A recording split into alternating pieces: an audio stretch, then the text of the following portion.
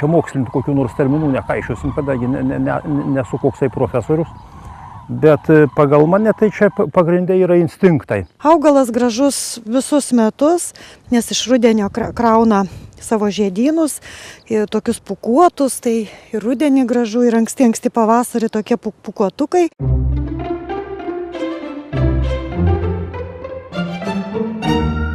Laidą Žalieji namai pristato valstybės įmonė Šiaulių miškų urėdija. Gamtoje praleidžiu labai daug laiko. Čia dirbu, čia ilsiuosi. Na, o kadangi myliu gamtą, tai pasirūpinau, kad mano automobilyje būtų įmontuota dujų įranga. Taip pigiau ir ekologiškiau.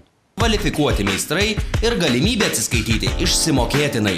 Visą tai rasite tik išvažiavę iš miesto Bulių link. Bingas, Karaliaučiaus gatvė 4.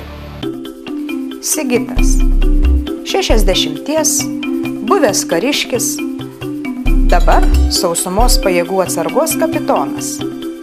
Turi daug draugų. Mėgsta su jais bendrauti. Tačiau įdomiausioje pokalbio vietoje ir vėl sugedo kompiuteris.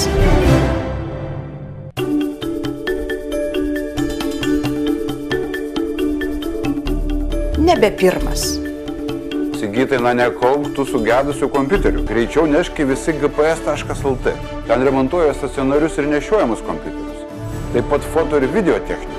Bet to superka su defektais ar neveikiančius nešiojamus kompiuterius. Parduoda visų modelių navigacinės sistemas ir kompiuterinę techniką. Stoties 8 Šiauliuose.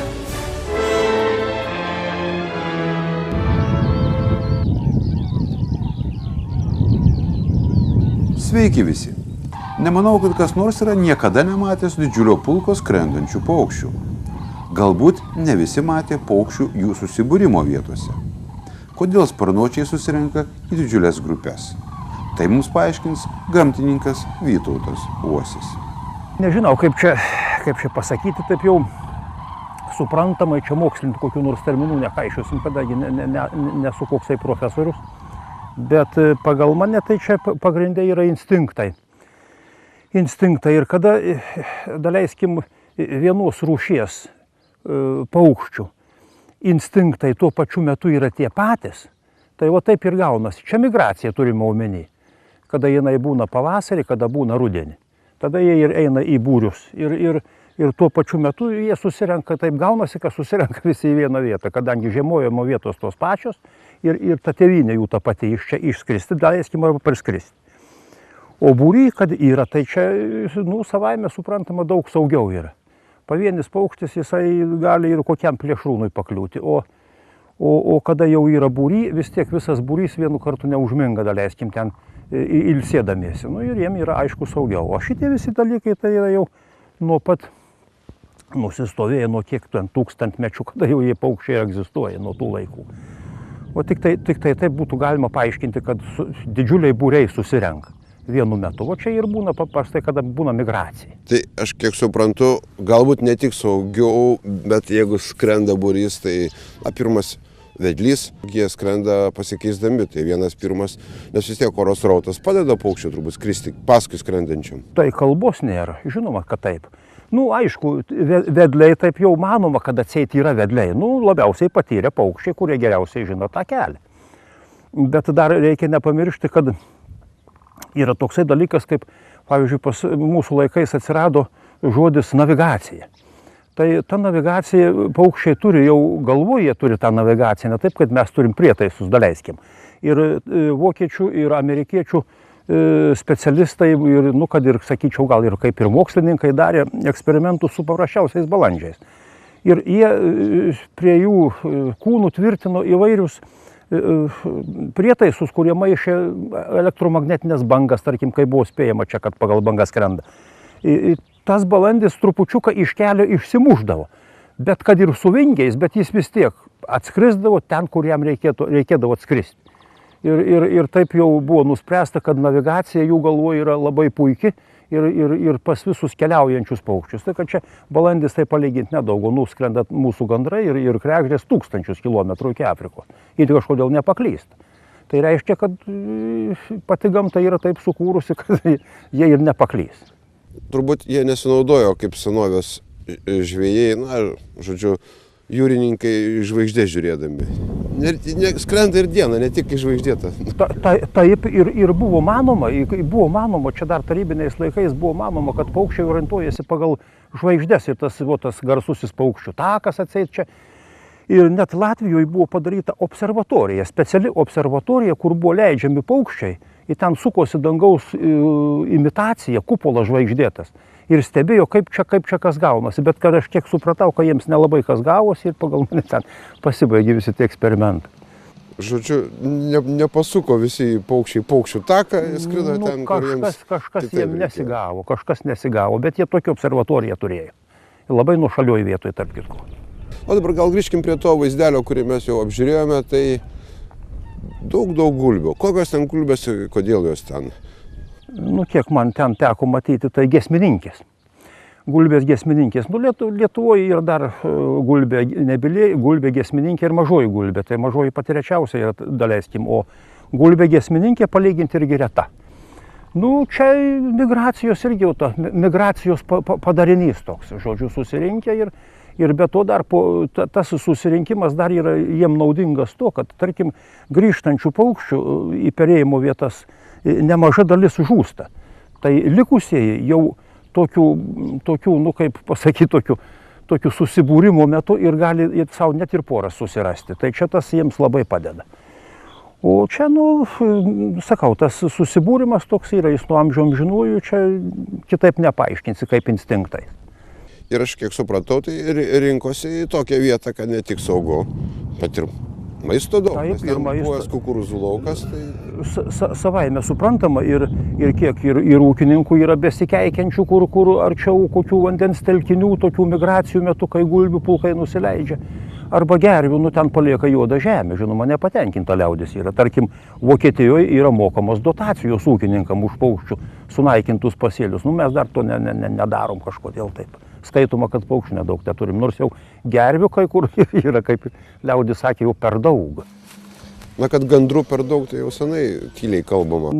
Tarp mokslininkų gamtininkų. Tas taip, bet kad Europoje, tarkim, mūsų populiacija gandrų yra pati gausiausia, kiek man yra žinoma. Ir kažkaip vis tiek dar ir išrinktas nacionalinių paukščių, taip kad prieš jį per daug nepasišakosi dabar kada jau jisai taip jau pagerbtas yra smarkiai. Nors ateityje tikrai laukia laida, kuri supažindins žiūrovus su tikrąją, juodąją, taip pavadinkim, gandrų pusę. Nes tai paukštis, apie kurį pasakyti galima ne tik gražių žodžių daug, bet ir nemažai negražių. Šiaip tas taip. Yra minusėlių nemažai. Yra. Žodžiu, apie tai mes dar parodysim. Pabaigsim filmuoti.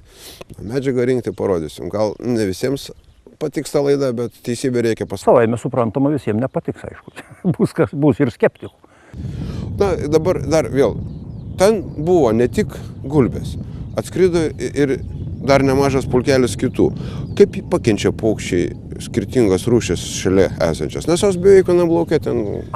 Tokių, tarkim, momentų, kada migracija jų vyksta, jie nepuola vienas ant kito. Čia ne perėjimo vietos. O perėjimo vietose tai yra kitas reikalas. Ten jau yra lizdų teritorijos, yra ginami plotai, kurie jau paukščiai saugoja, tarkim, savo lizdo teritoriją.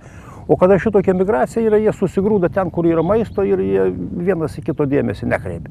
Čia žąsiniai paukščiai visi jie tokie yra tolerantiški vienas kitam. Kol jie neteri, bet kada jau pradeda perėti, o tada draugystė jau baigėsi. Kada jau baigėsi ir paprastai visada jau būna tik tai vadovaujantis paukštis, tai gulbė jau. Jis jau pagrinde visus grūda lauk iš savo teritorijų, ten jokius kompromisus nesileidžia. Ten mes dar stebėjom tokį šaršalyną. Greičiausiai pilkosios žąsys gali būti trumpasnapės. Jų yra ne viena rūšis Lietuvoje. Kodėl tokios chuliganavotos ten pradeda tokį, betvarkę dangui konkreti? Kad čia irgi. Šiaip jeigu dažniausiai toks chaosas kyla, kada kas nors pabaido. Išsigąsta ko nors. Bet jeigu jos išsigąsta, jau tada tas būrys dingsta iš ten.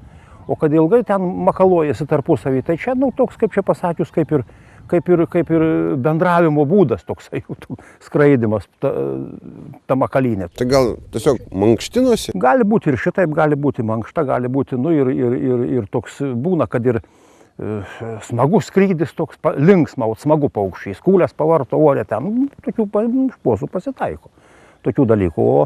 O šiaip tai, jeigu jau kas jos pabaido ir panaši makalynė kyla, bet jau tas būrys iš ten dingsta, jisai ten jau taip ore ratų nesuka, to jau pat pabėga. Bet ten taip smagu buvo žiūrėti, gulbės ramiai tupė pačioj, o šitos jaunesnės sesės. Tai reiškia, jų niekas nebuvo pabaidęs, ten jos taip džiaugsmingai ten tarpusavį bendravo ore. Būna tokių dalykų. O kiek laiko ta draugystė trunka, kad visi paukščiai pulke? Ta draugystė dabar jau to ir pasibaigs. Ir jie pradės jau vandens augalai želti, kaip reikiant iš vandens jau lysti augmenija visa, točto jau bus kraunami lizdai ir visi išsiskirstys į savo teritorijas. Jau tų pulkų nebebus tada, jau viskas jau. Dabar čia šiuo metu tik tai dar. Ir čia, anksčiau. O jau kiekvieną dieną vis tuos pulkus tirpdo jau. Na, iš tikrųjų, aš pirmąsyk, kai mačiau, jau buvo žymiai daugiau. Taip. Tuos pulkus tirpdo kiekvieną dieną, dabar kuo arčiau vasarą, tuo tie pulkai greičiau ištirps. Ir paskui jau jie eis į perėjimo vietas. Tai aš suprantu, stipriausiai liks arčiausiai, o silpnesni teks paskristi toli, nes jau tiek daug, kad ten tikrai neįsikurs. O šiaip plotas koks lizdavietės, tarkim, gulbės. Kad čia sunku pasakyti. Kiek man teko stebėti, va čia prie mūsų Nelindos ežere, kur yra, tai mes su valtim plaukėm ir mes radom gulbių ar tik ne 5 lizdus. Tai taip tarpas nuo tų lizdų, daleiskim, buvo, kaip čia pasakius, gal po kokį puskilometrį. Na tai, žodžiu, vis tiek plotelis šioks toks. Plotas yra jo ir jos jau draugysčių nepripažįsta ir neduok Dieve susieiti kartu, kada dažniausiai būna tragedijų, kada vaikus išsivedama. Tie beplaukiodami apsižioplina kitą kartą įlenda ne į savo teritoriją, o tada muštynės būna baisios ir būna iki užmušimų. Gulbė nesuku neina į kompromisą iš vis. Yra buvę atveju, kad ir mažus ančiukus prigirdė, nučiumpa ir murgdo į vandenį. Tas aišku prigeria jau ir ypač jeigu naminiai pasimaišo žioplesni, tai tiem jau viskas. Bet čia retas atvejis. Tai turbūt taip, kaip aš ir sakiau, yra stipriausi paukščiai mažiausiai skrenda arba galbūt ieško geriausios vietos, o tie kiti kam... Taip, jie ieško vietos, kur jiem labiausiai patinka. Jis gali toli nuskristi, gali visai neskristi, jam čia patiks ir viskas.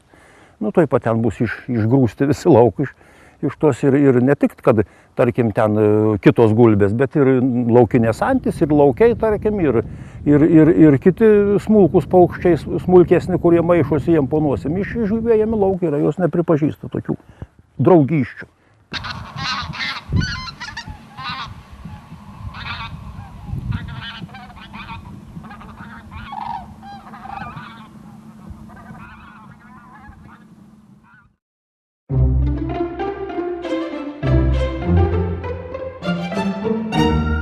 Laidą Žalieji namai pristato valstybės įmonė Šiaulių miškų urėdija. Gamtoje praleidžiu labai daug laiko. Čia dirbu, čia ilsiuosi. O kadangi myliu gamtą, tai pasirūpinau, kad mano automobilyje būtų įmontuota dujų įranga. Taip pigiau ir ekologiškiau. Kvalifikuoti meistrai ir galimybė atsiskaityti išsimokėtinai. Visą tai rasite tik išvažiavę iš miesto Buvių link. Bingas, Karaliaučiaus gatvė 4. Sigitas. 60, buvęs kariškis, dabar sausumos pajėgų atsargos kapitonas. Turi daug draugų. Mėgsta su jais bendrauti. Tačiau įdomiausioje pokalbio vietoje ir vėl sugedo kompiuteris.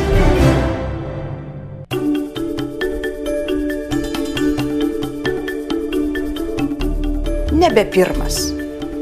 Sigitai, nekauk tų sugedusių kompiuterių. Greičiau neški visi gps.lt.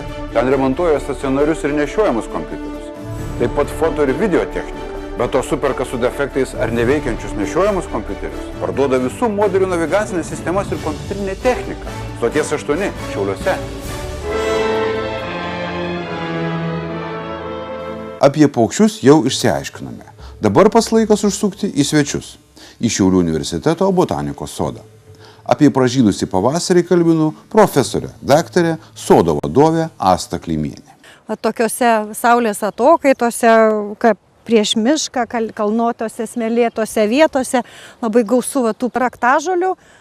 dar liaudiškai vadinamo Švento Petro rakteliai, iš tikrųjų tai vaistinis augalas, ir žmonės jau anksčiau rinkdavosi pavasarį, bet tai pirmieji žiedai, bet jis kartu ir dekoratyvus, žmonės jos ir darželiuose augina, tai čia va ta turbūt tokia sąsaja, kai gamtos grožybės visai puikiai atrodo ir mūsų darželiuose.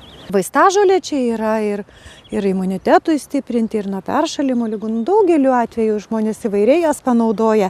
Turbūt Dzūkijoje ten renka irgi ir nuo vienų ligų, čia šiaurės Lietuvos dalyje tų augaliukų trupučiuką mažiau yra, jo net tokie paplitę. Bet irgi žmonės vaistams renka, tik tai labai norėtųsi, kad nelėktų ir neskintų. Masiškai visur išskinti. Visur išskinti, tai bet jų yra, pasižiūrėsime, darželiuose galima auginti kaip dekoratyvius ir galima prieskoninį ar vaistinį sodelį pasidaryti iš vietinių augalų ir kartu bus gražu ir kartu naudinga, nereikės iš miško skinti. Va čia tos irgi yra vietinės, kurios auga pas mus, kaip minėjau, pamiškėse, pievose, saulėtose.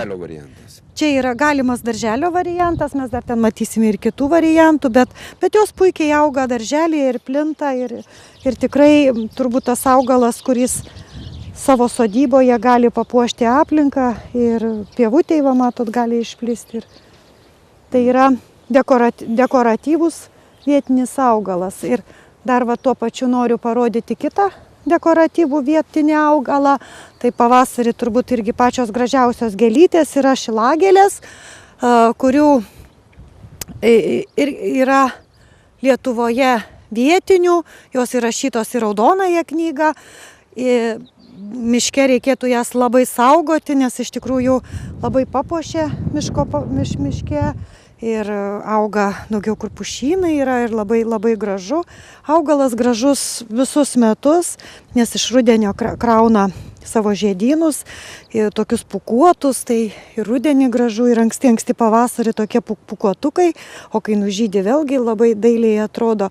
Va čia ir yra ta mūsų retenybė įrašyta į Lietuvos raudonąją knygą, Jalandė šilagėlė, bet yra daug rūšių, veislių, kurios yra išvestos, kurios yra dekoratyvios ir puikiai tinka įvairių tipų darželiams, tiek alpinariumams, tiek gėlynams, tiek pasisodinti šiaip savo aplinkoje irgi labai gražiai atrodo.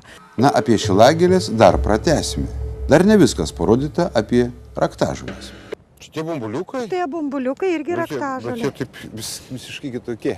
Taip. Šitos yra išvestos. Šitos yra. Nes jos visiškai kitokios nei prieš tai matyti. Taip, čia yra su veislė, jos yra taip galima nusipirkti, jau jos labiau tinkančios gėlynuose, darželiuose. Bet tai augalas, kuris labai tinka ir alpinariume. Nes žmonės kartais į alpinariumą prisisodina našlaičių, serenčių ir tai yra ne tie augalai. Dabar jūsų dėmesiui bendra informacija apie šilagėles. Gėlininkystės skyriaus vyresnioji specialistė Indrė Šukytė. Šilagėlės yra vėdryninių šeimos daugiametis pavasarį žydintis augalas. Šilagėlės turi ilgą liemeninę šaknį ir nešakotą stiebą. Stiebas yra plaukuotas. Ant kiekvieno stiebo užaugina po vieną žiedą. Žiedeliai būna varpelio formos, plaukuoti. Dauguma šilagėlių pradeda lapelius leisti tik kai pradeda žydėti arba jau nužydėjus. Lapeliai yra plaukuoti ir plunksniškai skaldyti. Dauguma užauga nuo 10 iki 50 cm aukščio.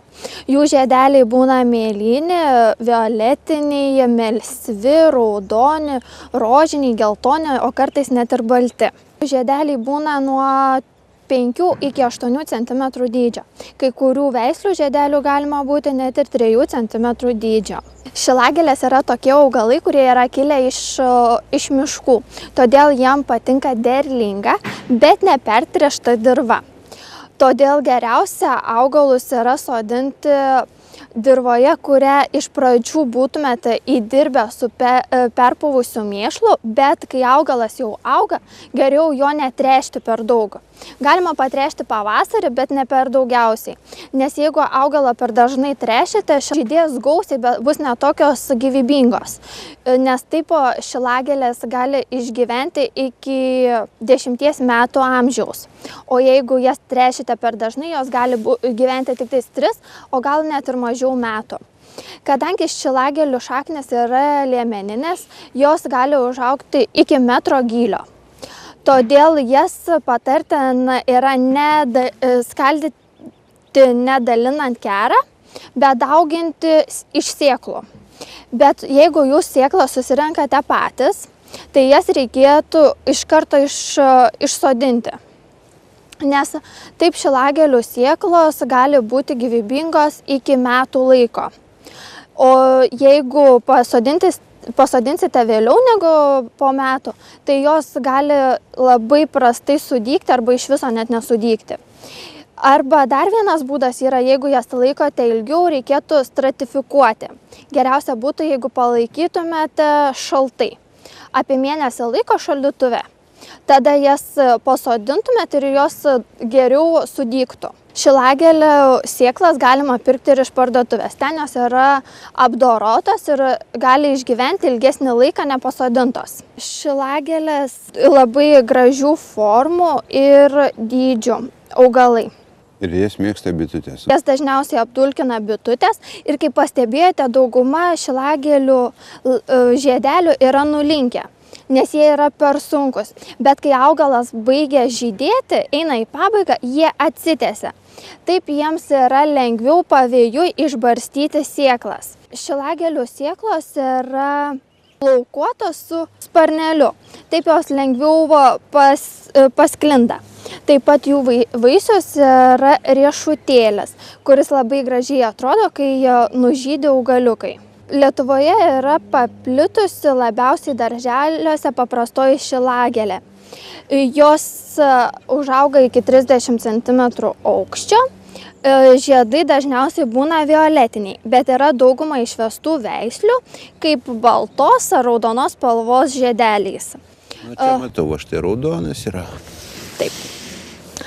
Ir šitos šilagėlės yra labai paplitusios mūsų darželiuose. Jos yra paprasčiausiai ir lengviausiai auginamos.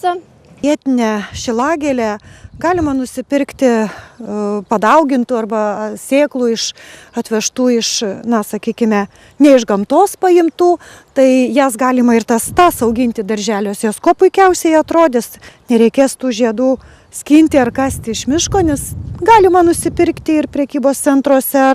Parodysiu dar ir kokios yra veislės, rūšis iš kitur. Yra skirtingų rūšių, tiesiog jos labai panašios yra, bet vienos ankstyvesnės, kitos vėlyvesnės.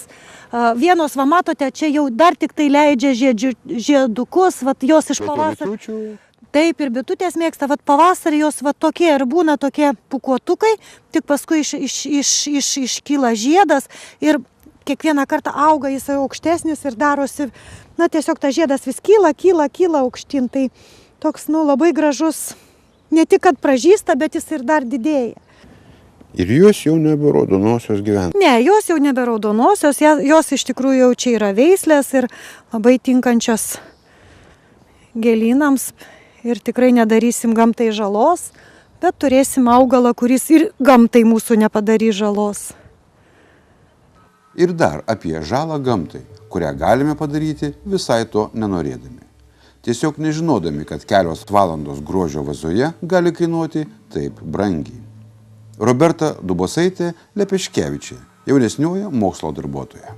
Vėjalandė šilagėlė. Augalas įrašytas į Lietuvos raudonoje knygą ir svarbu ją pažinti. Tai yra labai dekoratyvus augalas ir anksti pavasarį, šiemet buvo balandžio viduryje, dažniausiai būna balandžio gale, jeigu būna vėlyvesnis pavasaris, gegužės mėnesį pražysta būtent pirmoji vėjalandė šilagėlė. Šita rūšis yra įrašyta į Lietuvos raudonoje knygą ir priskiriama antrai kategorijai ir tai reiškia, kad yra pažeidžiamos rūšis ir jų populiacija smarkiai mažėja.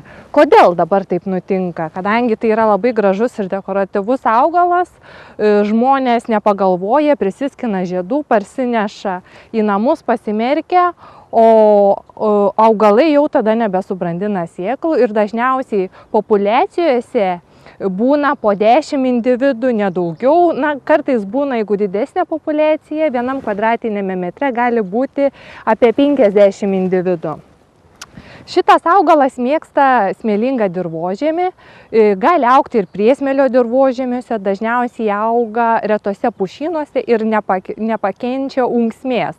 Ir jeigu labai sutankėja medžiai, susidaro paunksmė arba užkrūmyja miškas, tada jau išnyksta būtent šitas augalas. Dar šitas augalas mėgsta šarmingą dirvožemį ir, kaip žinome, jeigu auga spygliuočių miškuose, didelė danga spyglių rūgština dirvožemį, tai susidaro samanų danga ir tai irgi labai kenkia šitam augalui ir viena iš jo nykimo priežasčių yra pasikeitusios natūralios jo augimo sąlygos.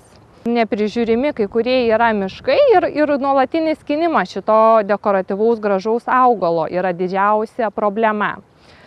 Tai reiškia, jeigu mes reguliariai išrinksim spyglius iš miško, jie augs geriau.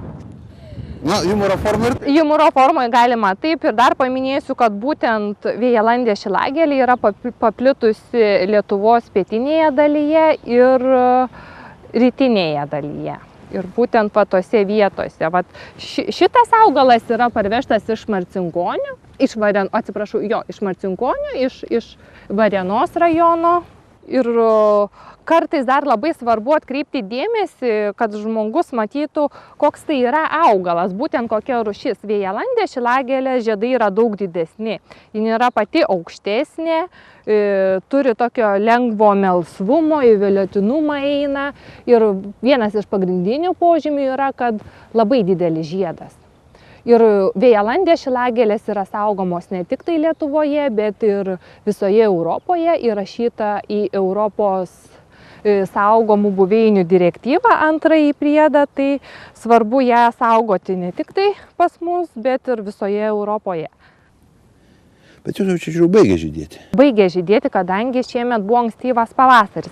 Dar kiti galvoja, jeigu yra vėlyvas pavasaris, kad augalas subrandins mažiau žiedų ir bus mažiau žydėjimo. Tačiau tai visiškai neaktualu šilagėlėms, kadangi jos žiedus jau subrandina iš rudens ir tik tai nutirpus sniegui iš karto pradeda žydėti. Pirmaisiais metais šilagėlės sėklos yra labai daigios, tačiau po 2-4 metų jų daigumas labai sumažėja ir jos tampa nebedaigios.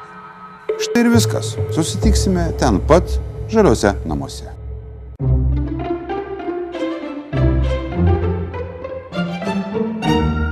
Laidą Žalieji namai pristato valstybės įmonė Šiaulių miškų urėdija. Gamtoje praleidžiu labai daug laiko. Čia dirbu, čia ilsiuosi. Na, o kadangi myliu gamtą, tai pasirūpinau, kad mano automobilyje būtų įmontuota dujų įranga. Taip pigiau ir ekologiškiau. Kvalifikuoti meistrai ir galimybė atsiskaityti išsimokėtinai. Visą tai rasite tik išvažiavę iš miesto Bubių link. Bingas, Karaliaučiaus gatvė 4. Sigitas. 60, buvęs kariškis. Dabar sausumos pajėgų atsargos kapitonas. Turi daug draugų. Mėgsta su jais bendrauti. Tačiau įdomiausioje pokalbio vietoje ir vėl sugedo kompiuteris.